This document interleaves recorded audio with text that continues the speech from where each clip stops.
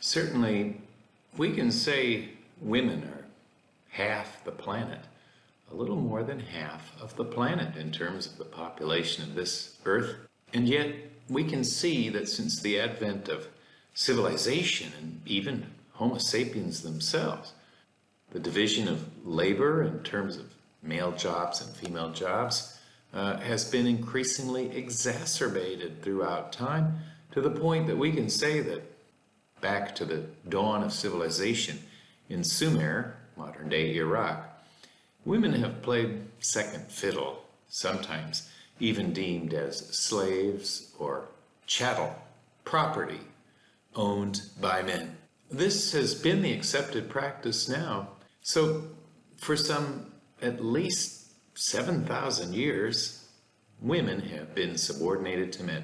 But back in the tribal phases of religion, women were often shamans, and in a few traditions like that of Taoism, women continued to be vital players in roles of healing, doctors really, as medical practitioners. So it's not the case that all religions are patriarchal, but most all of them are.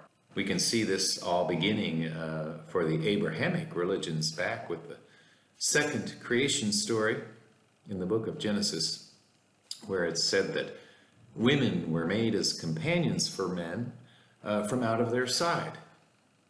In the other creation story, we're told in Genesis that God created humans in his likeness. Male and female created he them. Some cases stand out in, for example, Jewish history. Deborah was a general in the early armies conquering the land of Canaan as the Israelites left Egypt for their freedom in modern-day Palestine. In the early Christian church, the New Testament's very clear that women were always faithful to Jesus and were the first to appear at his tomb upon his resurrection. Nevertheless, in time, in both of these traditions, women took second place and, of course, are still to this day not allowed to be priests in either the Orthodox or Catholic Church, the two oldest Christian traditions. As Islam comes into play, we can see things actually get a lot better for women. Muhammad declares that a woman could get a divorce, could own property and inherit property, and maybe the most important thing of all, a woman was allowed to get an education. These were rights that American women did not have until the late 19th century. But even in that tradition, as is well known, women were placed in second. And even some practices like complete covering of the face, which is not found in the Quran, both men and women are to cover their heads as a sign of humility before God and dress appropriately according to Bible fashions that go back to the time of Moses.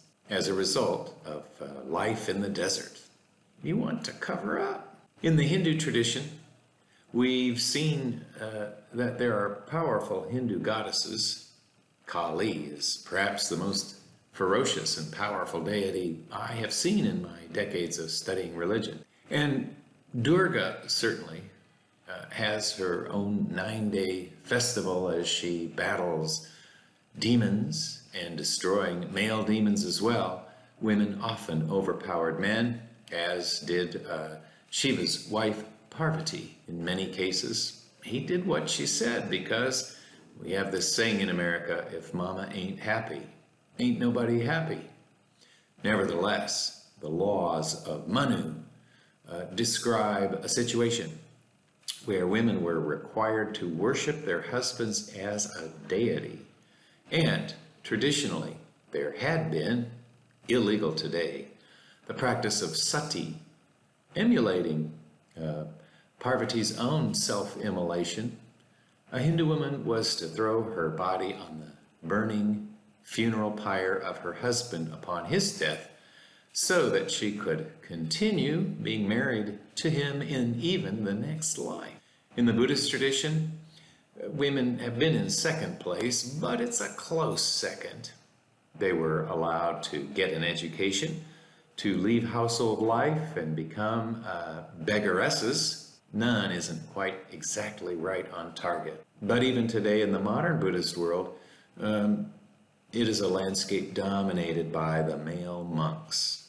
In Confucian tradition, women were most certainly subordinated as well. Among the sacred 5 relationships, the husband-wife relationship considered the woman to be secondary to the male, and she should obey him as her superior. However, in the case of Taoism, among the major religions, the ones that are the most famous, at least we can say, women were considered co-equal, and like the Shaktism some of you mentioned in Hinduism, male and female energies are both required to power up this universe in which we live.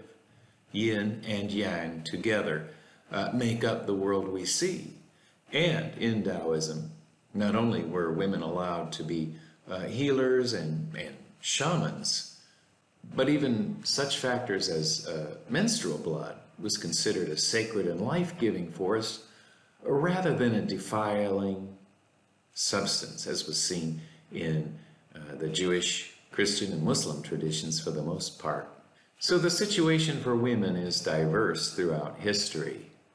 And in the most ancient days, women were arguably more equal until the modern time, where that equality is coming back largely due to technology. Humans no longer need to be able to wield heavy spears to catch large game, and it's been noted that women are more adept at verbal and tactile skills, more useful in the world of computers and modern media.